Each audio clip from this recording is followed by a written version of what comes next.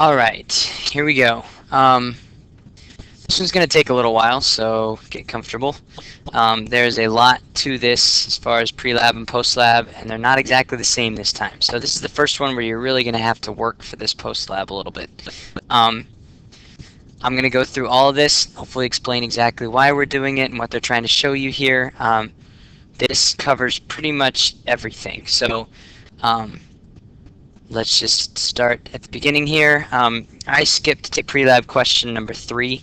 The reason for that, the first 2 pre-lab questions define delta H of reaction and specific heat. I think you guys can do that on your own. So I'm not too worried about that. Now the third problem here is given just a typical calorimetry problem here. The specific heat of a solution is 4.18 joules per gram degree Celsius, and it gives us the density. It says the solution is formed by combining 25 milliliters of solution A with 25 milliliters of solution B, and each solution is initially at 21.4.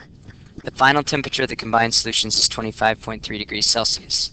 And we want to calculate the heat of reaction, assuming no heat loss to the, it says calorimeter, it looks like. It's supposed to say calorimeter. I think.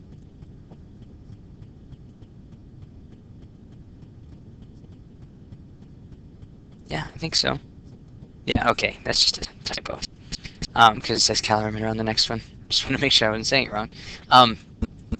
Okay, so for this is they're asking you to calculate the heat of reaction Q. So Q equals C times M times delta T. Okay? And so we just need to figure out what our C is, what our M is, and what our delta T is. We should be able to figure this out. Our C here, specific heat, is 4.18. And that's joules per gram degree Celsius. Because I don't have a lot of room, I'm going to be a little sloppy with my units here. Let's see here. The M, the mass, we have to be a little careful here.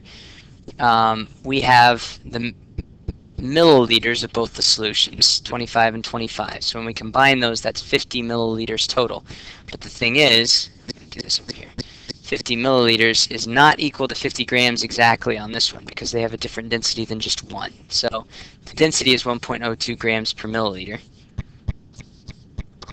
So we're going to multiply by 1.02. Okay, so when we do that, 50 times 1.02 gives us 51. Maybe I should be able to do that in my head.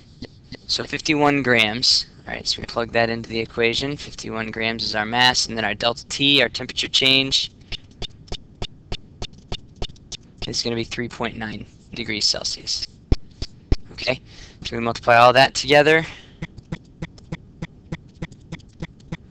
and we get 831. It looks like this needs to be a 3 sig figs here, so 831. That's joules. And here's where we have to be a little bit careful with our sign, okay? So our sign here, it wants to know the heat of reaction, okay? The temperature of the solution goes up, which means that this is an exothermic reaction, okay?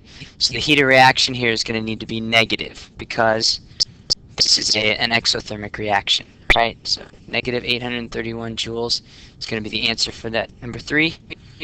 Number 4, in the problem 3 above, the calorimeter has a heat capacity of 8.20 joules per degree Celsius. If a correction is included to account for the heat absorbed by the calorimeter, what is the heat of reaction? Okay, this is where it gets a little bit trickier. So let me erase this stuff. Negative 831, I need to remember that. So if we go back up a little bit on the lab to the explanation here, okay, this is the equation that's going to help us here. It says here a small amount of the heat that is given off by the reaction is going to be absorbed by the calorimeter itself. Okay, and so to figure out that the heat of the reaction here is not just equal to the opposite of the heat of I can't read that, sorry. Let me look on the actual lab here. So the heat of the reaction is equal to the opposite of the heat of the solution. Okay, in other words, what the solution is absorbing, but The other thing that's absorbing some of that heat from the reaction is the calorimeter itself. So the solution and the calorimeter have to be taken into account here. So that's the equation we have to use for that. So if we go back down here, it's not going to let me do that until I put this down. Okay, so we're going to go down. And the calorimeter has a heat capacity of 8.20 joules per degree Celsius. Okay. So our heat of the reaction is equal to our heat of the calorimeter plus the heat of the solution.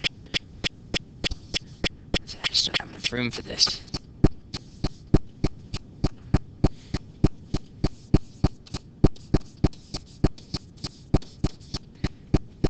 Okay, and actually it's the opposite of those, the negative. Okay, and so we know that the heat of the solution here is 830 joules. We figured that out from before, and it's a positive 830 joules because the reaction is giving off 830 joules of heat, so the solution must be absorbing that much. Okay.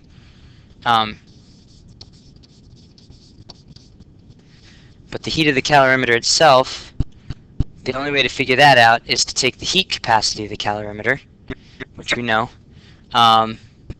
is 8.20. Let me do this, sorry. We need to figure out the heat of the calorimeter first, okay? So that's 8.20 joules per degree Celsius. And again, the units sort of guide you here. The only thing that I need to figure out this heat is the temperature change. The temperature change we said was 3.9, I believe. Yeah, 3.9. So that cancels out degrees Celsius. Multiply those two together.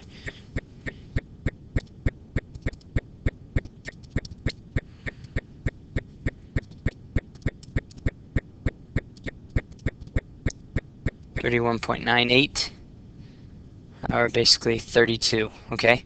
And so this is going to be 32. So when we plug both of those in, we can find our heat of reaction here. It's equal to the opposite of those two added together. 32 plus 830, 862 joules. So our heat of the reaction, if we take the calorimeter into account, it's going to be negative 862 joules.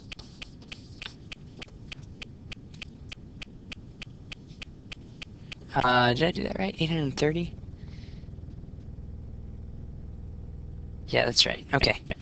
So negative 862 joules should be your answer on that one. Okay. Then, in number 5 here, if the reaction in question 3 is, and it gives a reaction, and the molarity in solution A is 0.6, and the molarity in solution B is 0.6, we want to calculate the enthalpy of reaction for the formation of 1 mole of AB in solution. Alright, so we know here that the delta H for this reaction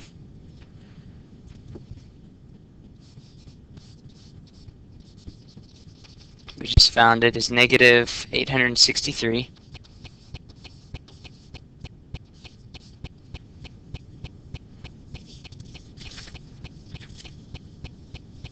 And we need to figure out how many moles of each of these things that we have, okay? So we're looking for the heat of reaction for the formation of 1 mole of AB, okay? So this is a 1-to-1-to-1 stoichiometry, which means if we know the moles of one of these things, then we know the moles of the product as well, okay? So let's just find the molarity, or the number of moles of A. Okay, you could choose B also, it doesn't really matter. So the molarity of A is 0.60 molar. And we know that that equals moles over liters. Well, we also know what volume of solution we had in solution A, and it was 25 milliliters. So if we change that to liters, 0.025 liters, multiply those together.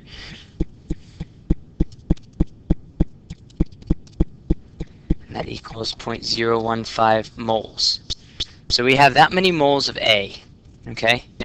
which, because of the stoichiometry in the equation, that's also equal to 0.015 moles of AB.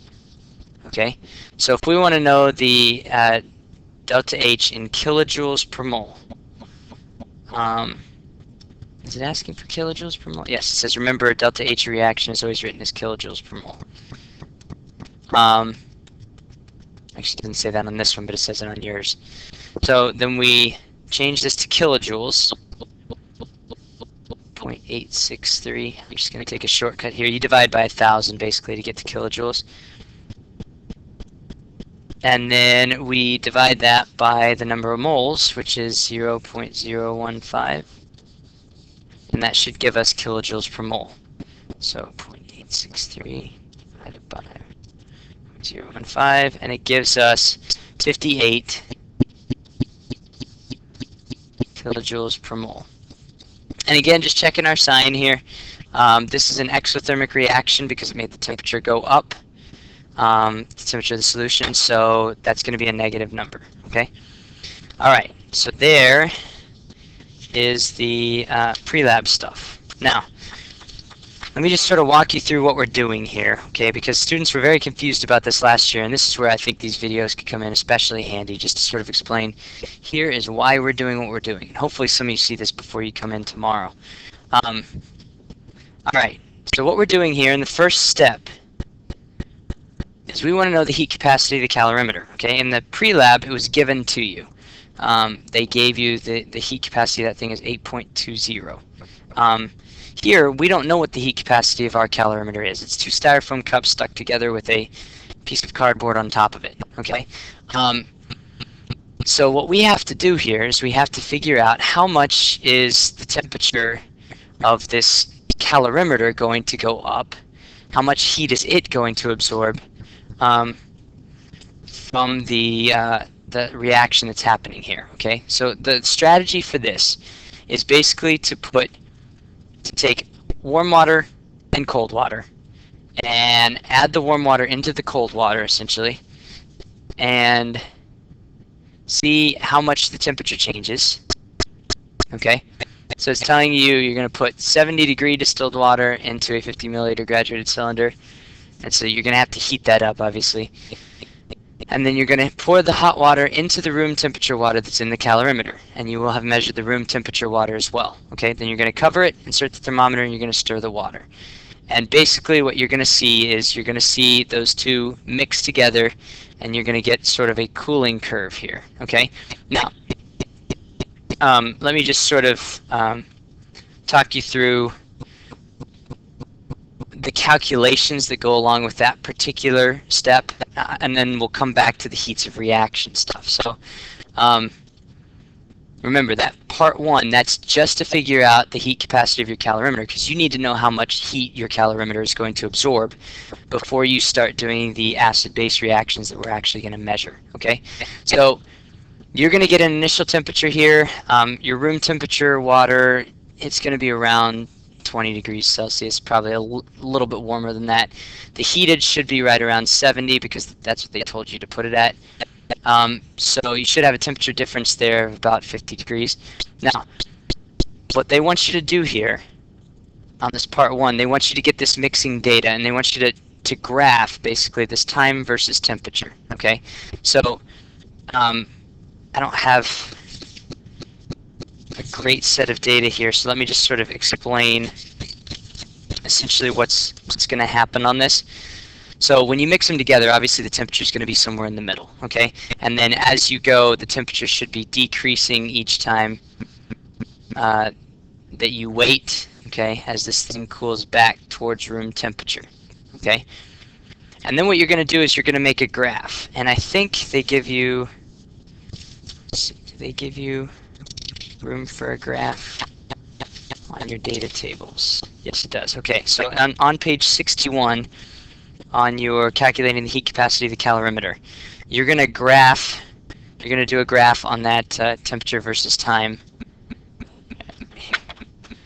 Erase this for a second here.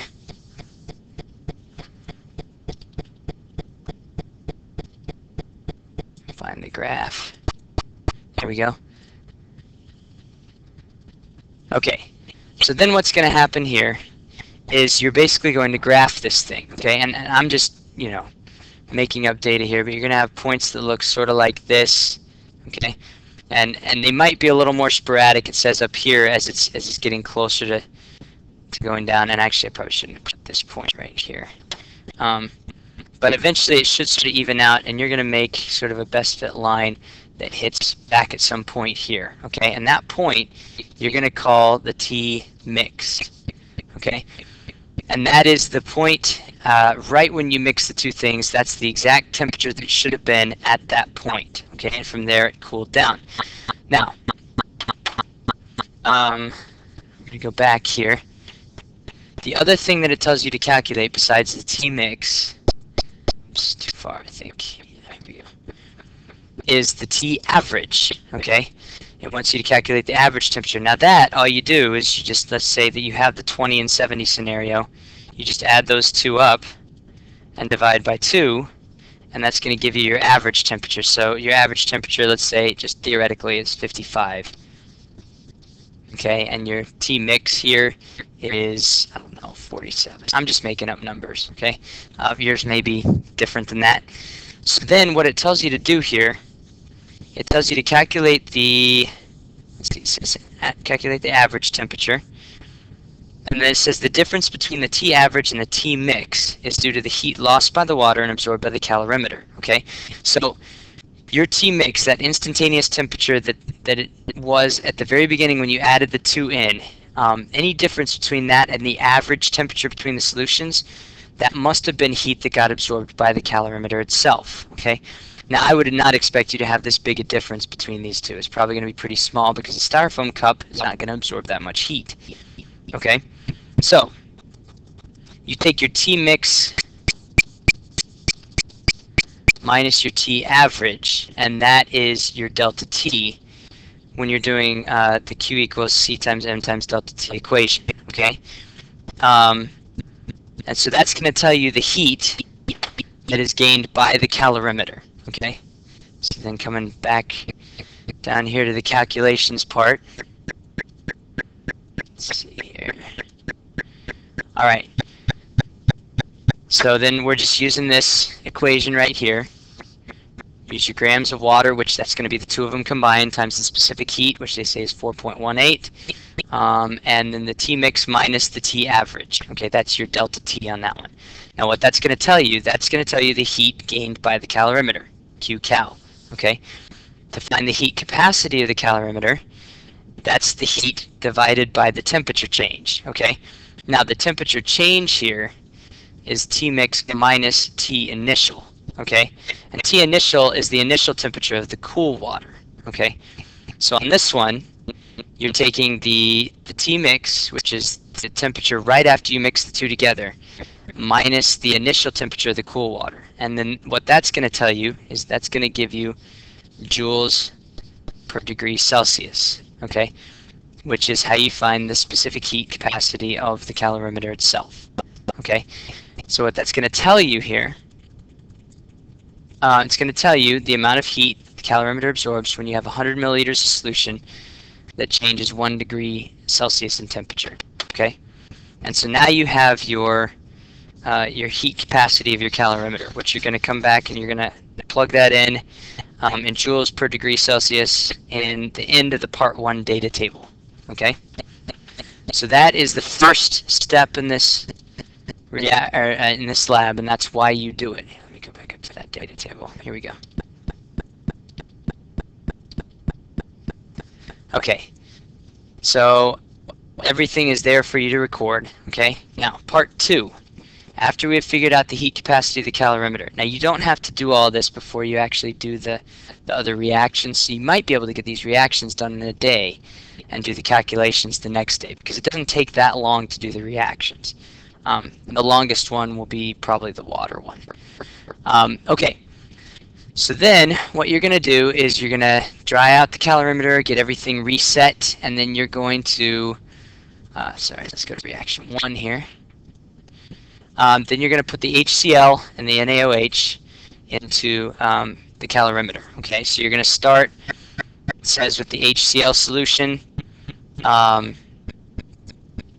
and then you're going to put the NaOH solution into it, but you're going to measure the temperature of both first, okay? And both of these should be at room temperature, so you should get exactly the same temperature for both of them, okay? Make sure you rinse off the thermometer between each two, or between each of the measurements, because you don't want to start adding the HCl to the NaOH prematurely there, okay? And then really all you have to do here is just dump this in and measure this for 3 minutes. Okay, every 20 seconds for 3 minutes, and record the data. Then you're going to clean it out. You're going to do the same thing again for reaction 2. And this one, it's ammonium chloride and sodium hydroxide. Now this is going to make some ammonia gas. So I would maybe try to do this one inside the fume hood, or if you're going to do it outside the fume hood, which I mean, you can do outside the fume hood. It's just an unpleasant aroma. Just make sure that you're not, sticking your nose right up to it. Measure your temperatures and then sort of get away from it a little bit. But do it in the fume hood if you can, if you're like one of the first groups to do it. And then same thing with reaction 3. They say to do this one in the fume hood also, because again, you're working with this really strong smelling stuff. So those are the 3 reactions that you're going to do. Okay. And let's see here. Then all the calculations for this are going to be very similar. Okay. So on this part, when you do your second data table, you're going to determine the heats of reaction of each of these. Okay. This, again, if we start out at 21 degrees Celsius, I would expect both of them to start out at the same temperature. Okay. So this is going to be your T initial on this one. Okay.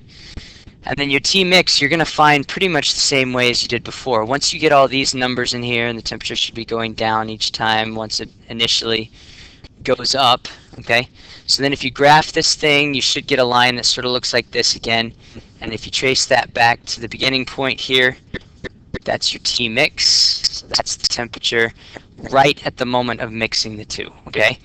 So you take the T mix minus the T initial.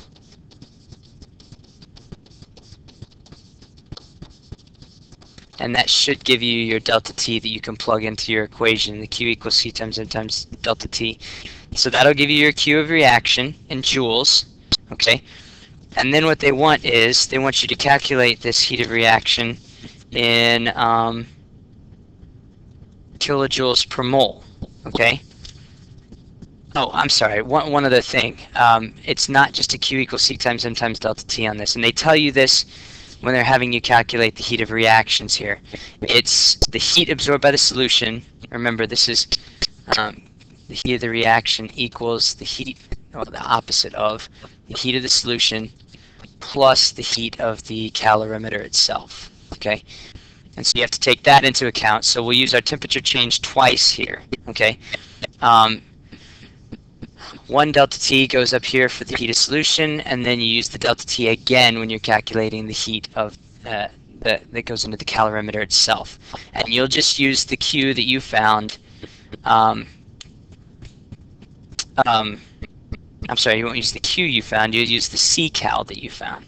So to find the Q of the calorimeter, you'll use the specific heat of the calorimeter times the delta T, and that will give you that Q. Okay, and then the Q of the solution, that's just going to be your normal C times M times delta T.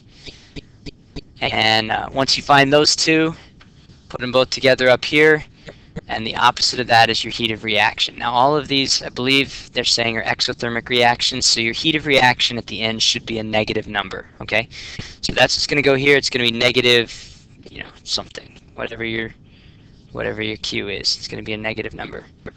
Then to find the delta H in kilojoules per mole, what we need to do here is we need to figure out how many moles we have of each of the reactions here. Okay, so for example, on the right page here,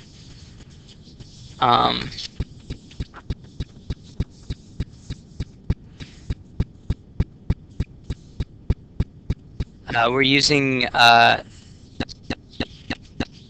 2.0 molar solutions, okay? All right, so, oh, I guess I could have seen that right here. I was trying to find out what our molarities were. So on this first one here, we've got 2.0 molar HCl, 2.0 molar NaOH, and these combine in a 1-to-1 ratio here, okay? And so if we want to know our kilojoules per mole, then what we're going to do is figure out how many moles were we working with here, okay? So in each of these reactions, I think all of them are 2 molar solutions. So what we're going to do there, we've got 50 milliliters of each, right?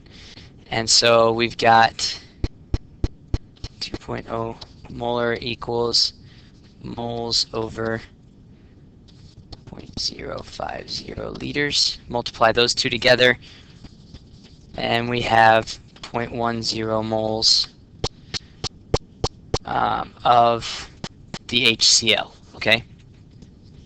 And so once we find our Q of reaction down here, our heat of reaction, we'll take that and we'll divide it by 0.10 moles, and then we're going to have to also convert that into kilojoules. Okay, so you got to watch that. You're going to have to divide by 1,000 there, and that will give you your kilojoules per mole for each of the reactions, okay? And again, like I said, I think it's the same. Erase this and look at each one of these, but I'm pretty sure that they are exactly the same for all of them.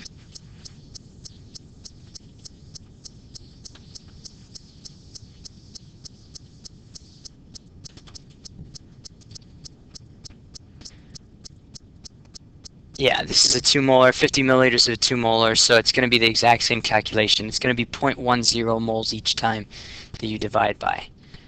Okay? And then, let's see here. Get down to the bottom here.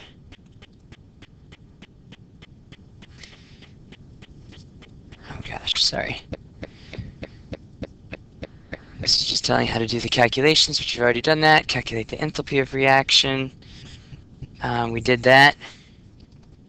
Verify Hess's law. Okay, here we go. So we're going to write the net ionic equations for the 3 reactions that are involved in the experiment. Okay. So the net ionic equations we need to write here. I better open up a notebook file for this one. This is something that we were weak on in the last unit, so it might be a good idea to just sort of go over all of this. So our first reaction in the experiment is hydrochloric acid plus sodium hydroxide, and that's going to give us water. Okay, now we know, come on, smart notebook. There we go. So we know here, come on.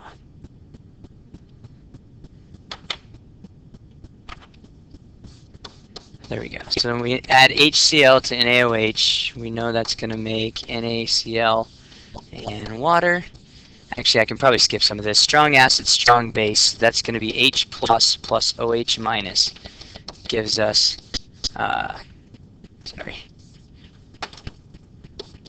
H2O. Okay? So that's our first net ionic from that first reaction. And the second reaction is ammonium chloride plus sodium hydroxide, so H4 plus Cl minus plus Na plus OH minus gives us NH3. Now this is a weak base, so we can't split that one apart, even though it says AQ.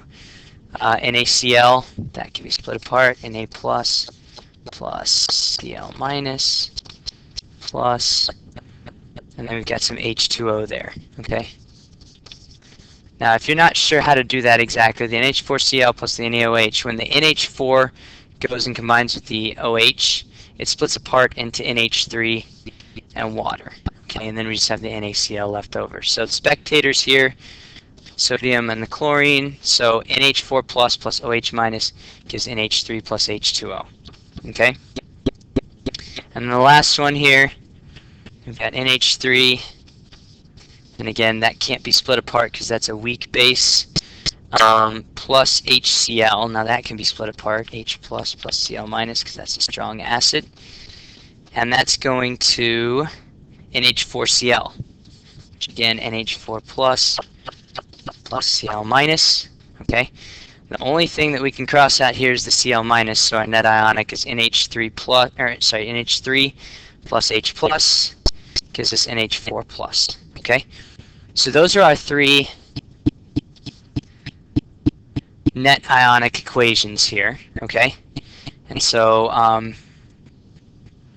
might be a good idea to rewrite those. So we've got one.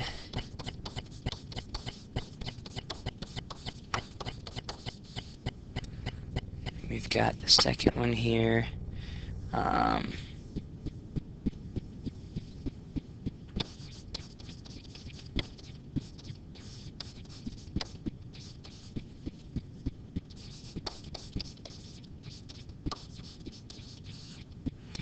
And then our third one.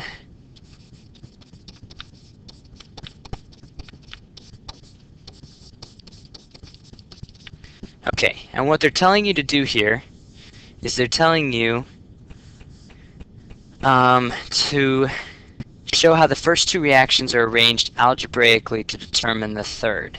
Okay, and so it looks like here, if we flip one of these equations around, then we might be able to get what we want for the third one. Now it looks to me like, because we're doing Hess's law here, by the way. It's just Hess's law.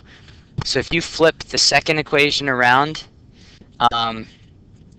that's going to get you the NH4 on the side that you want it, on the product side, and that's also going to get the NH3 on the side that you want it. So if you flip equation number 2, then that's probably going to do it for you. Now you're going to have to change the delta H when you do that. Okay, you should have a delta H for each one of these now. We're trying to actually figure out, using Hess's law, the delta H of this third one. Okay, so you're going to rearrange the first two so that they add up to make the last one. And then what you're going to do is you're going to take the two delta H's that you found experimentally, you're going to add those together once you have the equations arranged the way that you want them to. Okay, and then we're going to see what this delta H equals. And then we're going to find the percent difference between the calculated and the measured values. In other words, the percent error is what they're basically asking you for there. So you're going to get a number here using Hess's law, okay? And then what they want is they want you to use the actual experimental delta H that you got and compare that to the delta H that you found using Hess's law, okay? And so they're going to call the calculated difference they're going to call that the one that you get here, okay? So you take the calculated, they're saying take the calculated minus the measured divided by the measured times 100, and that's going to give you your percent difference. Okay, once you calculate all that, that's Hess's law. Okay, then the post-lab questions here. What is meant by calorimetry? Let me go back to the post-lab. What is meant by calorimetry? How does graphical analysis improve the accuracy of the data? I think you guys can do that. What is the meaning of the negative sign in front of the brackets? You guys are fine there. Do the lab results support Hess's law? You're going to have to answer that one for yourself based on how close the delta H you get from Hess's law is to your actual experimental. How could the procedure be modified to achieve greater accuracy? You guys can come up with some ideas for that one. Maybe some ways that you could keep the heat in a little bit better, that sort of thing.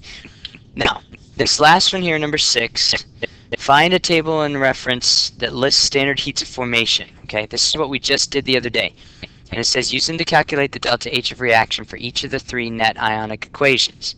Alright, so now you're going to come back over here, and you're going to calculate the delta H of formation for the H plus. You're not going to calculate it, you're going to look these up. Delta H of formation for OH minus, and the delta H of formation for the H2O. Okay? And then what you're going to do here it says, do these values support Hess's law? Okay, so you are going to basically calculate each of these equations, find the delta H for each of them using the delta H of formations instead of using your experimental data. Okay, so you're going to do that for equation 1, you're going to do that for equation 2, and you're going to do that for equation 3. Okay? I think that's what they want you to do. Let's see. For each of the 3 net ionic equations. Okay. So yes, you're going to do that for all 3. Okay? And then what they want you to do at the end, after you've done that for all 3 and you've compared that to your values, then if you take the if you use Hess's law to calculate it, okay, now that you've got these delta H's this way,